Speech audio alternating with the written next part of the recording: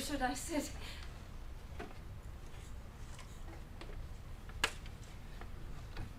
This chair will be fine.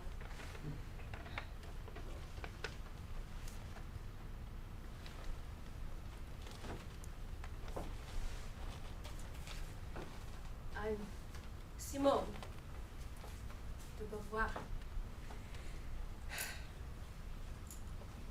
And I was born in Paris on January 9th, 1908, at 4 in the morning. That should tell you something. I was born at 4 in the morning. Such an unexpected time to enter this world. It's neither morning nor night. It's like being caught on the cusp of a new day, or the beginning of another. I'm not sure. Dr. Roger, I must be honest with you. I would never enter into a traditional Freudian analysis. It's totally male-centric. But I heard that you're different, and I do need to talk to someone right away. What's in the envelope? Our pact. But first, I must say, to really know me, Doctor, you need to know that Jean-Paul Sartre and I are living an uncommon love story. It's very complicated. He told me as soon as we met that he had no intention of committing himself to any woman, that he was polygamous. Anyway, our pact. This is what we wrote. I choose you, not in matrimony, but in freedom. Total freedom. With full transparency. We can have contingent love affairs, but must tell each other everything. Total honesty and openness. No deceptions, no lies. And yet be the most important person in each other's lives. And then we signed it. Simone and Sartre.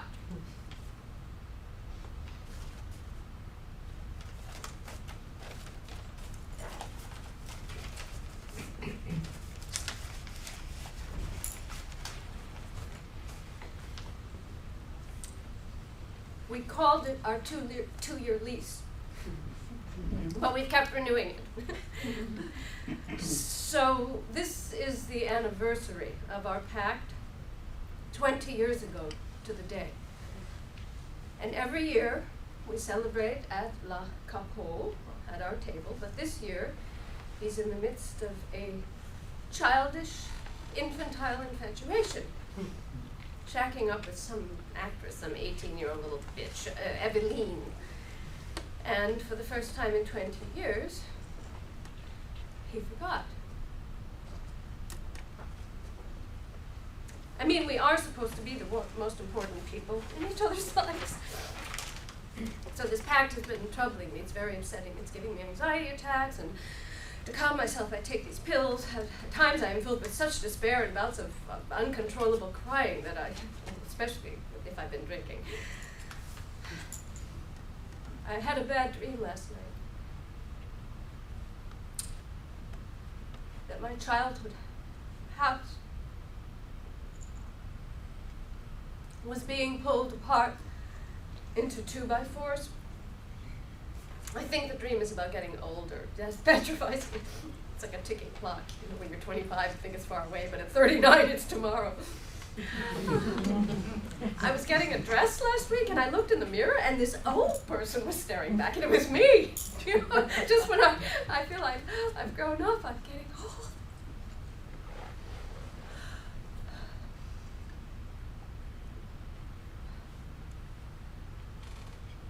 Are you afraid of dying, Dr. Roger?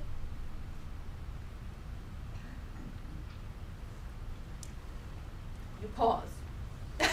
Apparently you're not afraid. Apparently you seem sure of that. Anyway, I met Sartre 20 years ago at l'École Supérieure Normale, part of the Sorbonne. Both of us were philosophy students, and I was the first woman ever accepted into the program. And I wanted to meet him. He had this reputation for being the most brilliant and unconventional, and finally I received an invitation to join their study group. So I knocked, my heart thumping, and then the door flung open, and there was Sartre. "Hello! Begin, Simone! Tell me everything you know about Leibniz." He knew that I had written this prize-winning paper on Leibniz, but as I began speaking, I could hear tightness in my throat. Leibniz used the ideas of monad to explain the superior theory of the atom. And then Sartre piped in about the concept of the non-extender, and I'm like, "Well, Sartre, you seem to know more about Leibniz than I do."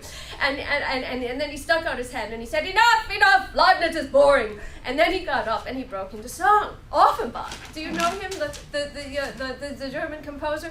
And Sartre started doing the can-can, gliding across the room dancing. "Leibniz is a dull guy, Leibniz is a short guy, all he does is work and think and be a boring genius." Next thing, I was up there singing that song with him, and our imagination just went wild together, "Leibniz is a dull guy, Leibniz is a short guy, all he does is drink and be a boring." And Sartre moved on to Rousseau and the social contract, and at that moment, I knew that he corresponded totally to my dream partner.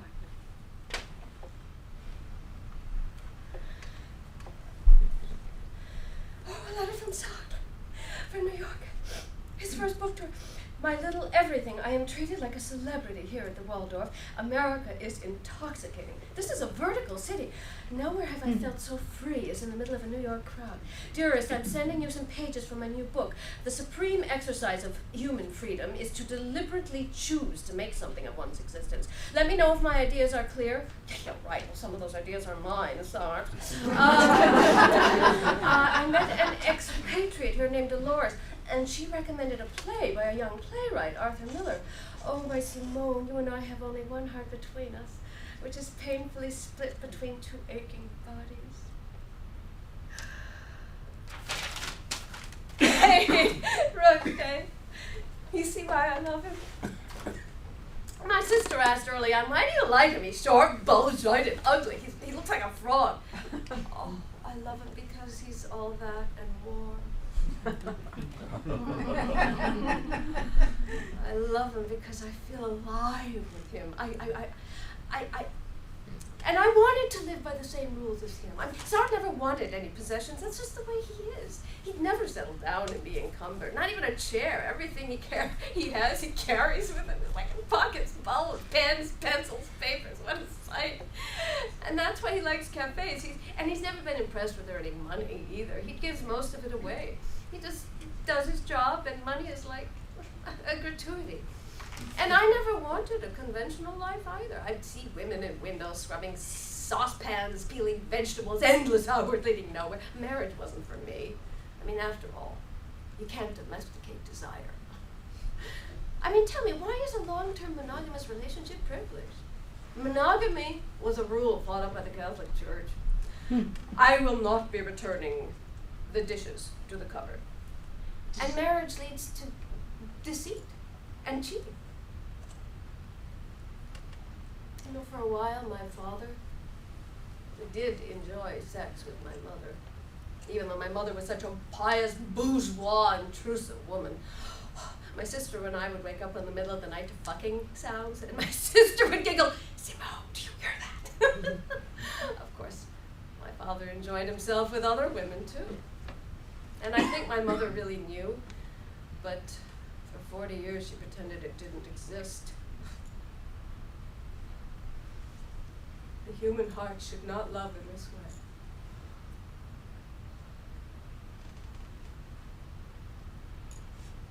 You're very quiet, Dr. Roche. Are you wondering how I'm going to turn you into my mother? So intrusive, watched every move. She was very provincial. Her discussion of sex with me took less than 20 seconds. At first, I saw her as elegant and regal, played the piano so beautifully in her orange-yellow-colored tango dress, Liebestraum Chopin. Maybe we were close when I was a young girl and wanted her to hold me. But she reined in my independent spirit. "Oh, this is not proper for a young lady," she'd say. "Well, I can't be that remarkably intelligent woman and a beautiful ornament in my mother's drawing room." Oh, Mother, I know that black look. You know, our dreams of youth, a yearning for what we don't have, that things possible just beyond the gates. I knew I wanted more than that. Oh, Roger, look. There's a picture of me as a young girl. You see? Pensive around the eyes, a bit pouty, ideas swirling inside my head. I do like it. Why do I carry it with me? Oh, well, look what I wrote. I promise myself that when I grow up, I will never forget that a 5-year-old is already a complete individual. I've never met anyone in the whole of my life who is so well equipped for happiness as I am, and who labors so stubbornly to achieve it. Oh, I won't be here next week. Sartana wants me to meet him in Madrid for his new play, No Exit. Oh, listen to that bird chirping out the window. Oh, what a racket. Spring's bursting in. Well, I'll see you a week from Tuesday. Oh, many thanks, Henri, for her regular table at the back. I'd like a croissant and coffee for breakfast, and here comes Sartre. His usual, a double cognac. Oh, it's good to be back together at the cafe floor, dear one. I missed you. This is when we're closest, a writing couple. Oh, look, there's Michelle coming in. Did you hear? She went out with Girardot last night. That won't work. You think it will? She told me that Picasso began analysis with Jacques Lacan. Oh, there's Camus. Oh. At the Trente Moderne meeting last Thursday, Camus referred to me as Notre Dame de Sot. Treats me like a worm's whore. Oh, dear one, listen, I'm expanding my essay on women because you taught me to push it further, all this further. Now, in your writings, you see political liberation in third world countries, but I see women, half the world's population, exploited, abused, victimized by otherness. And I wanted to explain to myself, and it surprised me that the first thing I said was, I am a woman. So I've been asking myself, what's it like to be a woman?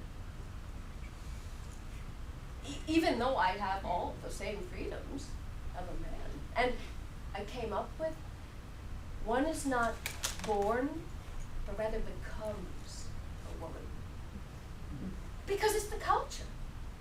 It's not biology that defines male and female traits. You like my idea of my little frog? Oh, and that's it, that's the basis of my book. Oh, you look at my chapter outlines? Oh, and I have a title, The Second Sex. What do you think? Because we are the second sex. They call gay men the third sex. We're the other sex. Oh, thank you, dear one. Oh, when you look at me like that, it's as if you were looking right into my being. I am at my best with you. Oh, sure, yeah. I'll edit your chapter for tomorrow. I didn't forget. And I dropped your dry cleaning off at your apartment.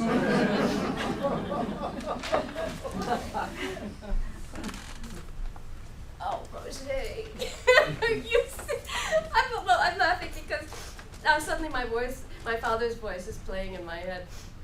You have a man's brain in the body of a woman. Oh, no, I loved hearing that. because I thought all was possible.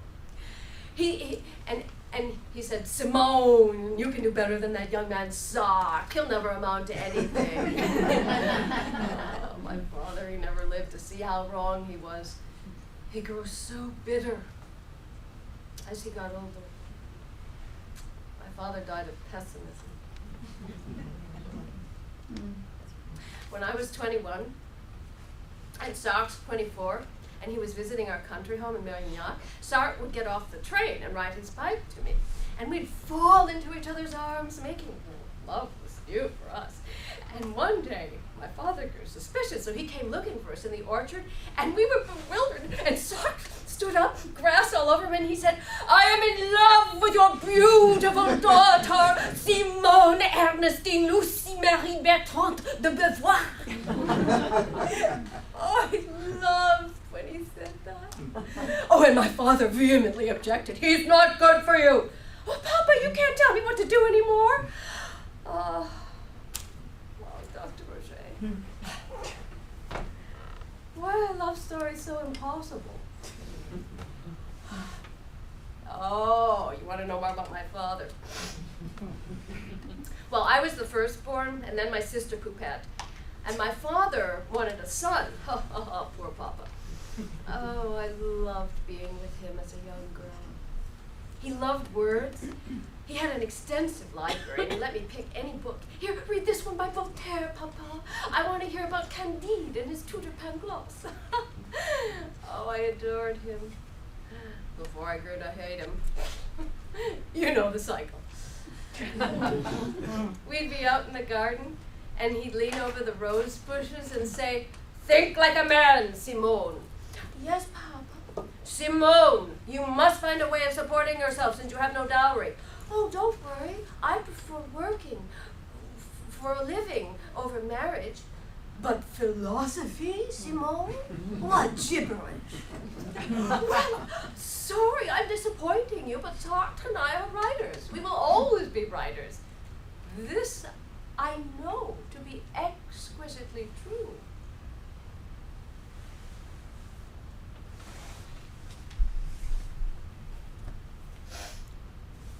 Oh, little one, that piece you're playing is lovely. From New Orleans? Huh, I never heard you play it before. Oh, Sartre, let's go. We're almost late. Oh, you're putting on an accent tonight? Okay, and you'd like me to call you Mr. Morgan Haddock? Okay, I'll play the game. Come on then, Mr. Morgan Haddock, and you can call me Mrs. Haddock. Are you ready for our night out on the town? Shall we take the Cadillac or the Duesenberg? Reservations, please, for Mr. and Mrs. Haddock. No reservations? Really? Well, my husband and I are very wealthy Americans, and we like a nice table. We are slipping in too much of a wad of that money. Oh, yes, yes. Of course, we'll follow you.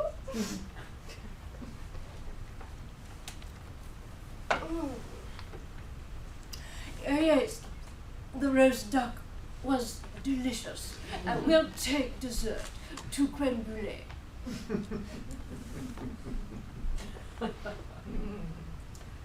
I hear you. You're asking me to keep busy so you can spend more time with Dolores. Well, who actually is this Dolores? Okay, I get it. Okay, she's a simple joy. You met her in New York, born in France, expatriates, married to a doctor, half separated. Yeah, right, which half? Oh, and she has a radio show too. What's she like in bed?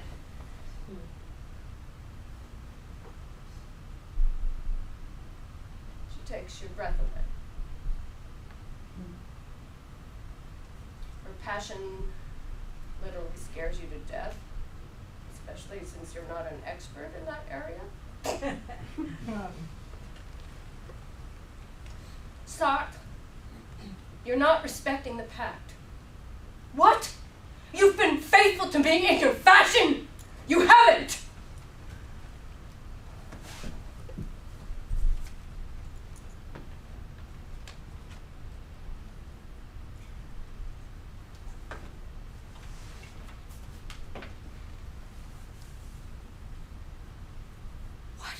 fall in love anyway, Dr. Roger? Because she's young? Because you're growing older? Because it's winter? Because it's a clear day? From weakness, from strength? Because someone loves you? Because he doesn't love you? I mean, what is he talking about? Love? This relationship with Dolores frightens me.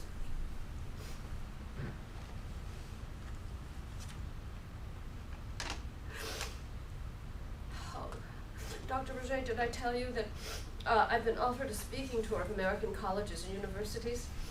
They want me to speak on French literature. Oh, won't they be surprised if I talk about my new ideas on women? Do you think I should go? They'll pay my way.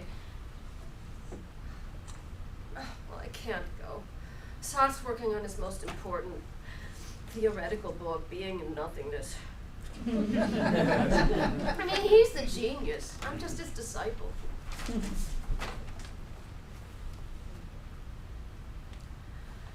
Oh, I know what you're thinking, Roger.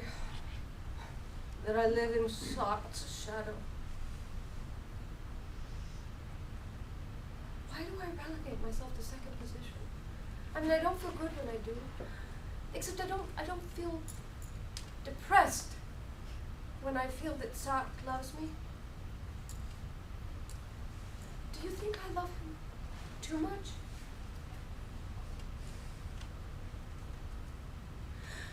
But I can't keep living in his shadow. I mean, maybe I need to cut free of it. As you once said, to have the omelet, you need to break the egg.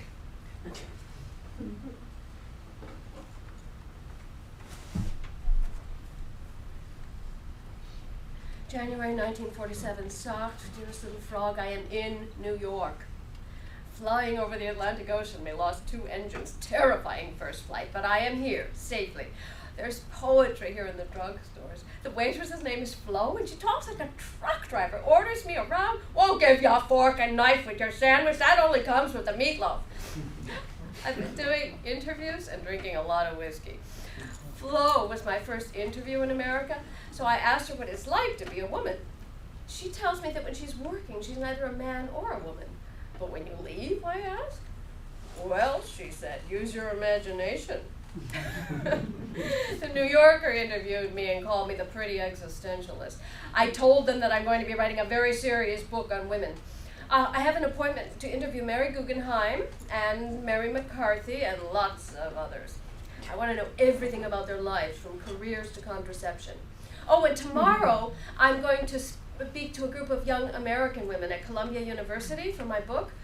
Oh, dearest one, someday we'll be here together. I never thought I could love another city as much as Paris.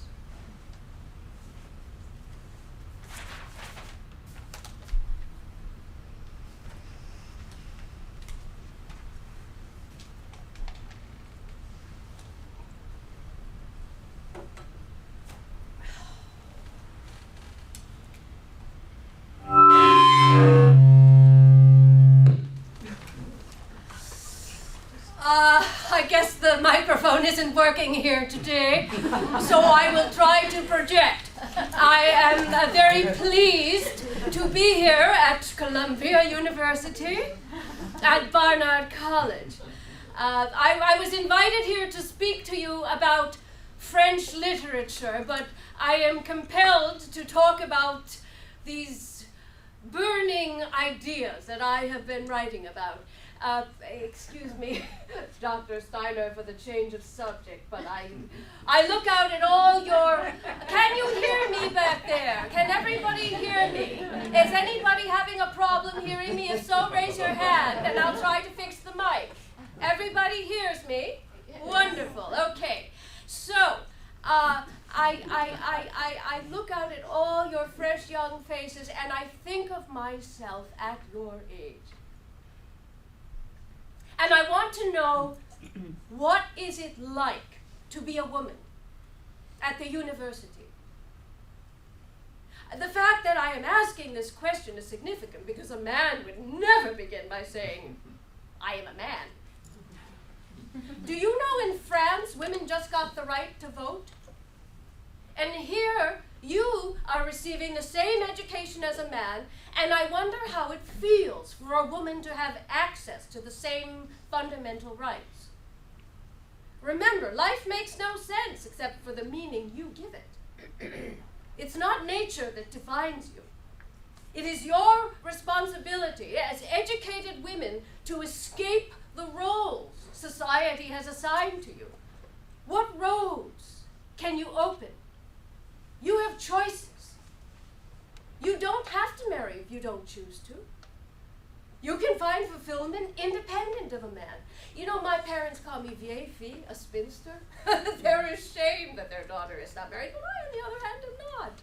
A man can think of himself without a woman, but a woman can't think of herself without a man. He is the object, she is the subject. I mean, he is the subject, she is the object. I want you to remember 3 things: contraception, financial independence is crucial, and education, and ambition. That's 4. And above all, don't be passive. Be willful. Go back to that young girl who's fearless and audacious and see how that spirit has been deadened. I see some heads shaking.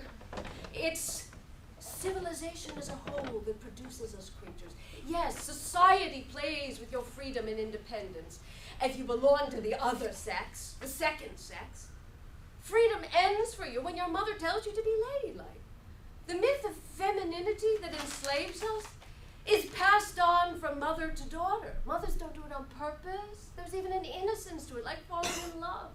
Femininity is a social construct. Speak out. Don't be so polite. The girl in the purple shirt, what's her name? Cynthia? Who said you have to be ladylike? Don't worry about breaking the rules. If Shakespeare had a sister who never wrote a word, her genius would go unexpressed. But if she had been allowed the freedom to create, who knows what she would have accomplished? We are all Shakespeare's sisters. Yes, what is her name? Lucille? Lucille, think the unthinkable. Women are made, not born. I am asking you to question the values you blindly accept. And things can get messy here, Lucille. Why not question everything your family teaches you, even your professors? Congratulations, Lucille. You see you're an existentialist without even knowing it. Cynthia, man is not a stone or a plant, and you cannot rest on the fact that you're alive. Man is man only by his refusal to be passive. Don't accept the status quo. To live is to will to live. Be insatiable. Risk everything to grow. Be fearless. Demand full membership in the human race. You ought to have it.